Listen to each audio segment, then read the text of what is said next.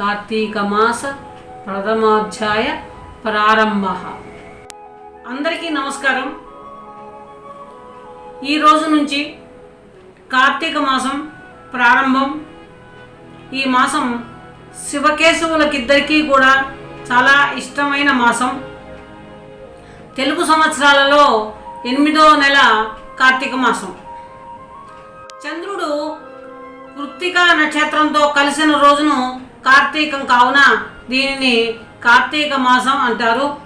ఈ కార్తీక మాసం చాలా అత్యంత పవిత్రమైనది, మహిమాన్వితమైనది, శివకేశవులకిద్దరికీ ప్రీతికరమైనటువంటి మాసం. ఈ మాసంలో దేశం నలుమూలల ఆలయాలలో రుద్రాభిషేకాలు, లక్ష బిల్వార్చనలు, రుద్ర పూజలు చేస్తూ ఉంటారు. అలా కృష్ణాలయాలలో కూడా చాలా ఘనంగా పూజ చేస్తూ ఉంటారు. ఈ రోజున కార్తీక మాసం యొక్క వ్రతం, దాని కథాక్రమం ఇస్తూ మనం తెలుసుకుందాం. కార్తీక మాసంలో ప్రతిరోజు ఒక అధ్యాయం చొప్పున 30 రోజులు 30 అధ్యాయాలు కనుక మనం చదివి తెలుసుకున్నట్లయితే మనకు గొప్ప పుణ్యం లభిస్తుంది. కావున ఆ పురాణాలను, రోజుకొక పురాణాన్ని నేను మీకు వినిపిస్తాను. మీరు విని మీరు చరితార్థులు అవడమే కాక నన్ను కూడా చరితార్థులను చేయాలని అనుకుంటున్నాను. ఈ కార్తీక మాసం ఎంతో ప్రత్యేకమైంది. కార్తీకంలో చేసే పూజలు చాలా ప్రత్యేకమైనవి.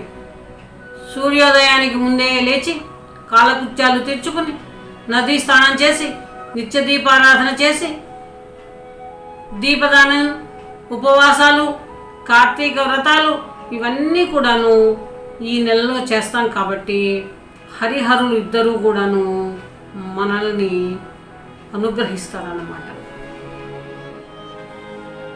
కాబట్టి ఈ నెల రోజులు, కార్తీక మాసం నెల రోజులు ఇవన్నీ ఆచరిద్దాం. వాటితో పాటు మనం ఈ 30 అధ్యాయాల గురించి కూడా తెలుసుకుందాం.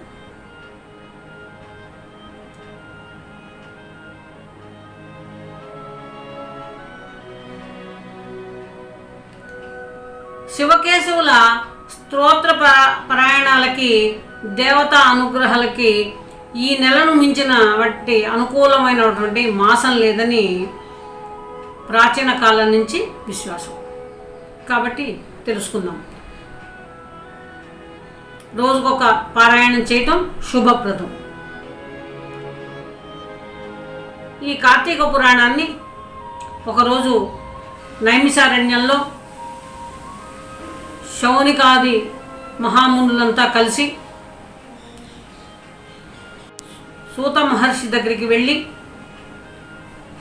వారంతా, ఓ మహర్షి, ఓ మహాత్మా, మీ ద్వారా ఎన్నో పురాణ ఇతిహాసాలను విన్నాం, వేదాంగాల రహస్యాలను తెలుసుకున్నాం. ఈ కార్తీక మాసం యొక్క విశిష్టతను కూడా తెలపండి. మాసములన్నింటిలోకి గొప్పది కార్తీక మాసం అంటారు. ఈ మాసం యొక్క విశిష్టత తెలపండి అని అడిగారు. అలానే పవిత్రత, కార్తీక పురాణం యొక్క ఫలితాలను కూడా వివరించమని అడిగారు. అప్పుడు శౌనకాది మహామునులకు సూత మహర్షి కార్తీక పురాణం యొక్క విషయాలను తెలుపుతున్నారు. ఓ ముని పొంగవులారా, ఒకప్పుడు ఇదే కోరికను త్రిలోక సంచారైనటువంటి నారద మహర్షి బ్రహ్మదేవుడిని అడిగాడు. అప్పుడు బ్రహ్మదేవుడు ఈ కార్తీక పురాణం గురించి ఆయనకు చెప్పాడు. ఇలాంటి పవిత్రమైన పురాణాన్ని నేను మీకు వివరిస్తాను అన్నాడు. ఈ కథ వినడం వల్ల మానవులకు ధర్మార్థాలు ప్రాప్తిస్తాయి. ఈ పురాణ గాథలు వినటం మూలంగా ఇహలోకంలో పరలోకంలో సకలైశ్వర్యాలు పొందుతారు. కాబట్టి శ్రద్ధగా వినండి అన్నాడు. పూర్వం ఒకరోజు పార్వతీ పరమేశ్వరులు ఆకాశ మార్గంలో విహరిస్తుండగా పార్వతీదేవి శివుడితో, ఓ ప్రాణేశ్వర, సకల ఐశ్వర్యాలు కలగజేసే మానవులంతా కులమత తారతమ్యాలు లేకుండా, వర్ణభేదాలు లేకుండా ఆచరించే వ్రతం ఏదైనా ఉంటే చెప్పండి అని అడిగింది. ఎప్పుడూ కూడాను పార్వతీదేవి లోకహితం కోసం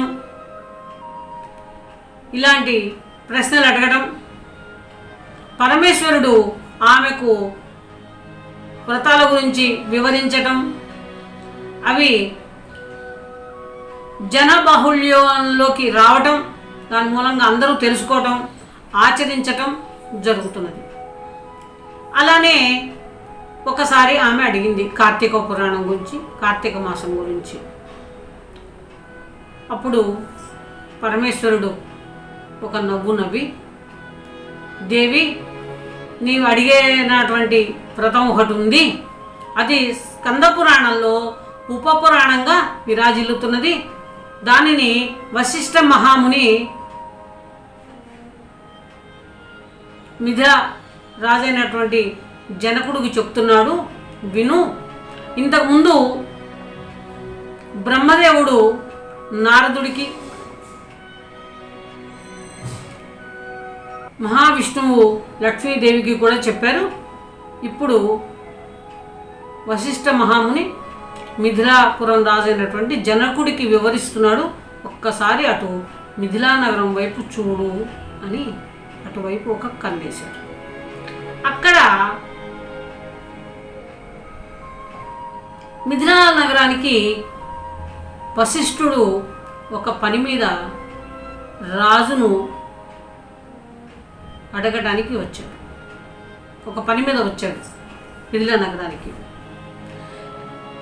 వశిష్ఠ మహర్షిని చూడంగానే జనక మహారాజు ఆయనకు కాళ్ళు చేతులు కడుక్కోవడానికి నీళ్ళిచ్చి కాళ్ళు కడిగి, ఓ మునివర్య, మీ రాక వల్ల నా దేశం, నేను, నా ప్రజలు అంతా పవిత్రమయ్యాం. మీ పాదధూళితో నా దేశం పవిత్రమైపోయింది. కాబట్టి మీరు ఇక్కడికి రావడానికి ఏమిటి కారణం? అప్పుడు ఆయన, జనక మహారాజా, నేను ఒక మహాయజ్ఞాన్ని తలపెట్టాను. అందుకు కావలసినటువంటి ధన సహాయం, సైన్య సహాయం నిన్ను కోరాలని వచ్చాను అని తన పనిని చెప్పాడు. దానికి జనకుడు, మునివర, అలాగే ఇస్తాను, మీరు కోరాలి, కానీ నేను ఇవ్వకపోవటం అనేది లేదు, తప్పకుండా ఇస్తాను. అయితే మీరు మా దేశాన్ని పవిత్రం చేయడానికి, నా రాజ్యాన్ని పవిత్రం చేయడానికి వచ్చారు.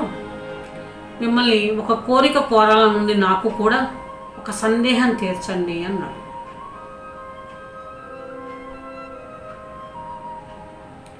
ఏమిటి ఆ సందేహం అడిగాడు జనకుడు.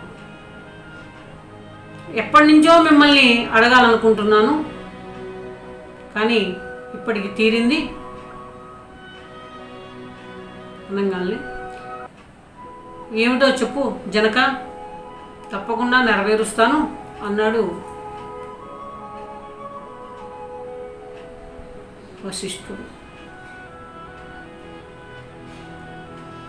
మాసాలన్నింటిలోకి, ఏడాదిలో ఉండే మాసాలన్నింటిలోకి కార్తీక మాసమే ఎందుకు పరమ పవిత్రమైనది? ఈ నెల గొప్పతనం ఏంటి?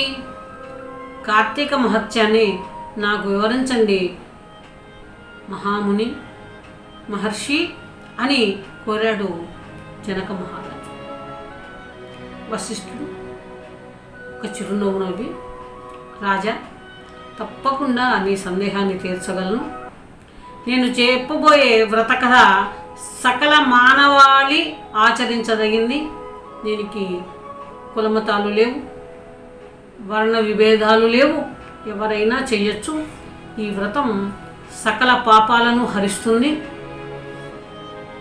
ఈ కార్తీక మాసం హరిహర స్వరూపం. ఈ నెలలో ఆచరించే వ్రతం ఇది కాబట్టి తప్పకుండా ఫలిస్తుంది. వినడానికి ఆనందకరంగా కూడా ఉంటుంది. ఈ కార్తీక మాసం నెల రోజులు ప్రతిరోజు ఒక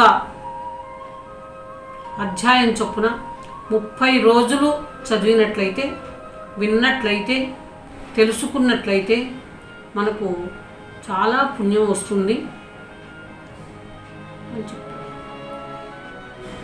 ఇది చదవలేని వారు విన్నా పర్వాలేదు, చదివే వాళ్ళ దగ్గర కూర్చొని వింటే కూడాను అదే ఫలితం వస్తుంది అని చెప్పారు. అలా విన్న వాళ్ళకు కూడా నరక బాధలన్నీ తొలగిపోతాయి, ఈ లోకంలోనూ పరలోకంలోనూ సౌఖ్యంగా ఉంటారు అని చెప్పాడు. నీలాంటి సర్వజ్ఞులు ఈ కథను గురించి అడిగి తెలుసుకోవడం చాలా మంచి విషయం, దేశానికి కూడాను శుభప్రదం. అయితే ఆలకించు శ్రద్ధగా.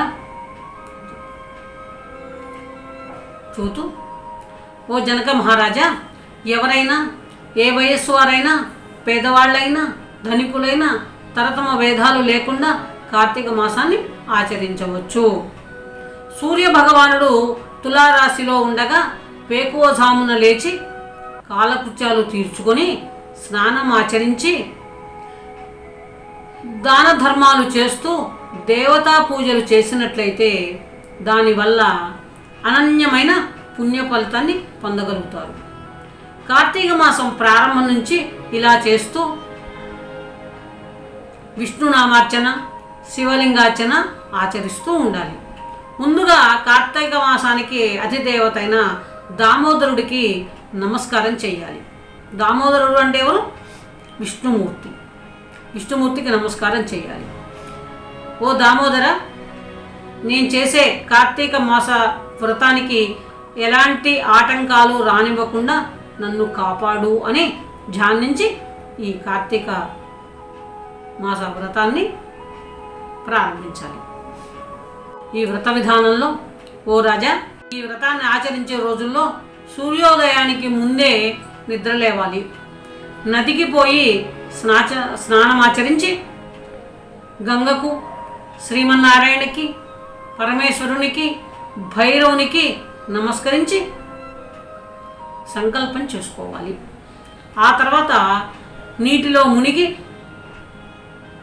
సూర్య భగవానుడికి ఆర్ఘ్యపాదాలను సమర్పించి పితృదేవులకు క్రమ ప్రకారం తర్పణలు చేయాలి.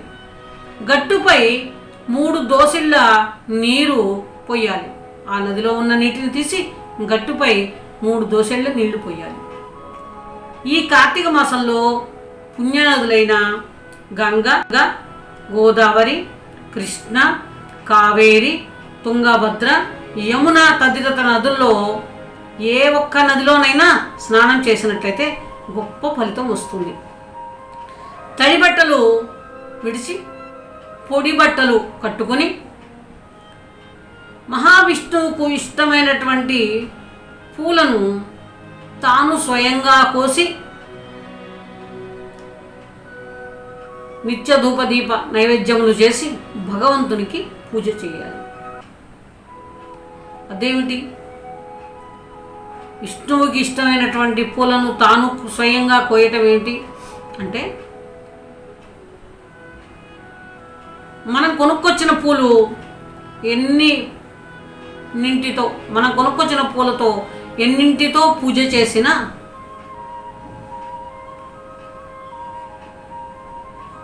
మనం ప్రీతితో వేసుకున్న చెట్టు నుంచి ఒక్క పువ్వైనా సరే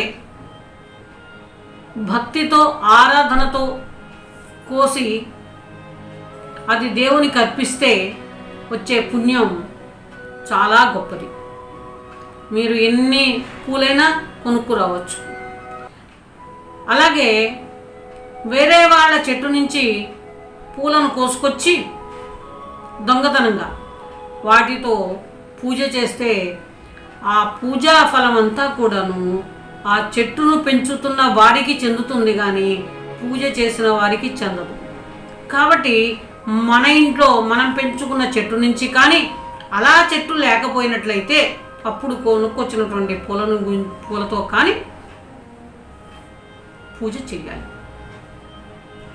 ఆ తర్వాత గంధం తీసి ఆ గంధం కూడా దేవునికి అర్పించి మనం పెట్టుకొని బొట్టు పెట్టుకొని అతిథులను పూజించి వాళ్లకు ప్రసాదం పెట్టి తన ఇంటి వద్ద కానీ దేవాలయం వద్ద కానీ రావి చెట్టు మొదట్లో కూర్చొని కానీ కార్తీక పురాణం చదవాలి. చదివినట్లయితే వారికి సర్వ శ్రేయోదాయకం. ఆ తర్వాత పగలంతా కూడాను దేవుని స్మరణ చేస్తూనే సాయంకాలం సంధ్యావందనం చేసి విష్ణాలయంలో కానీ తులసికోట వద్ద కానీ శివాలయంలో కానీ దీపారాధన చేసి శక్తిని బట్టి నైవేద్యం తయారు చేసి స్వామికి నివేదించాలి. దానిని అందరికీ పంచి తాను కూడా భుజించాలి. ఆ విధంగా వ్రతం గనక చేసిన మహిళలు కానీ మగవారు కానీ గతంలో చేసిన పాపాలు, ప్రస్తుత జన్మలో చేసినటువంటి పాపాలు పోగొట్టుకొని మోక్షాన్ని పొందుతారు. ఈ వ్రతం చేయడానికి అవకాశం లేనివారు, వీలు పడనివారు,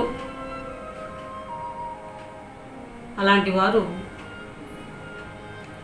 ఎవరైనా వ్రతం చేస్తే వారికి నమస్కరించి వారి వద్ద ఆ ప్రసాదం తీసుకొని మనస్ఫూర్తిగా దేవునికి పెట్టుకొని దేవునికి దండం పెట్టుకొని ఆ ప్రసాదాన్ని గైకొన్నట్లయితే ఈ ఫలితం, కార్తీక మాస ఫలితం వారికి తప్పనిసరిగా వస్తుంది. ఇది స్కంద పురాణంలోని వశిష్ఠముని చెప్పినటువంటి కార్తీక మహత్యంలోని మొదటి అధ్యాయం. ఈ అధ్యాయాన్ని కార్తీక మాసం మొదటి రోజు చదివిన విన్న వారికి మంచి పుణ్య ఫలితం దొరుకుతుంది. కార్తీక మాస మొదటి అధ్యాయ సమాప్త. నమస్కారం.